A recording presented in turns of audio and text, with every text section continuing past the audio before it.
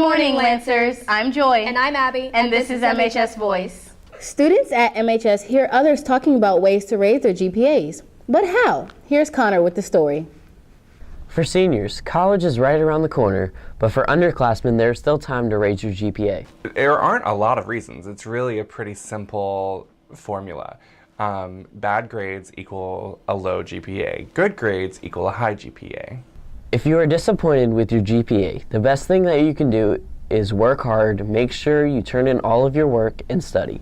I really focus on my tests and quizzes though, make sure I get those up, and that way I have a good basis to start on, and then the homework and classwork kind of cleans the GPA up. Most people know that the way a GPA works is that each grade that you get is given a point value system. So we work on a 4-point system. An A will get you 4 points, a B will get you 3 points, a C will get you 2 points, a D will get you 1 point, and an F will get you no points. When students were given their report cards, they were given this sheet so that they could figure out what their GPA was. I look at all the college pages and see what they require in terms of GPA. I have a rather high one, so it's nice for me to be able to go on the websites and see whether or not I'm able to could apply and potentially get in. So I just look at it as a basis as to where I am and what they want. From MHS Voice, this is Connor reporting. On December 3rd, 2015, Defense Secretary Ashton Carter announced that the Pentagon will be opening all combat roles in the armed forces to women. There are mixed feelings about this announcement, with some remarking that it's better late than never, and others questioning how this new development will impact the U.S. military's effectiveness overseas.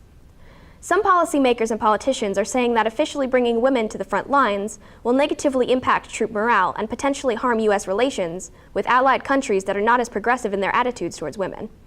It should be noted, however, that these same arguments were used in opposition to African Americans and openly gay troops serving in combat as well.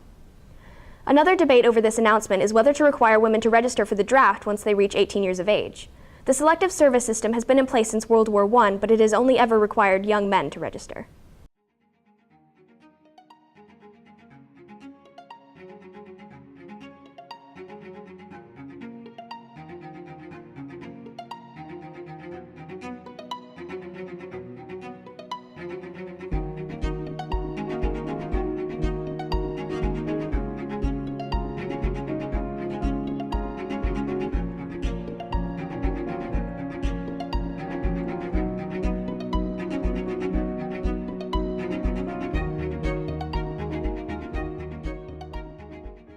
Male cheerleaders are valued for their strength and ability. While male cheerleaders are very common in college, they are not so common in high school.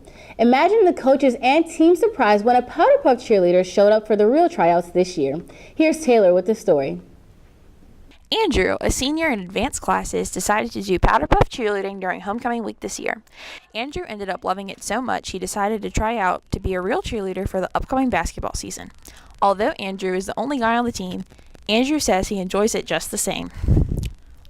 Well, it all started when I did Powder Puff cheerleading because I saw how a lot of people just were so hyped up and they had a lot of school spirit. So I just kind of wanted to continue that trend, and so I tried out. Varsity coach Tracy Lemon was very impressed with Andrew's ability and spirit at tryouts. 19 people tried out for only 6 spots, and Andrew was lucky enough to get one of the 6. Andrew really stood out at tryouts because of his spirit, his confidence, his smile. I had met him when he was practicing for Powder Puff cheering and thought he would make a great addition to our team.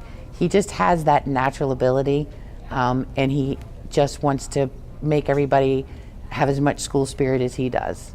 Well, I'm really confident in who I am, and I think by doing this, it just adds to my own self-confidence and my school spirit.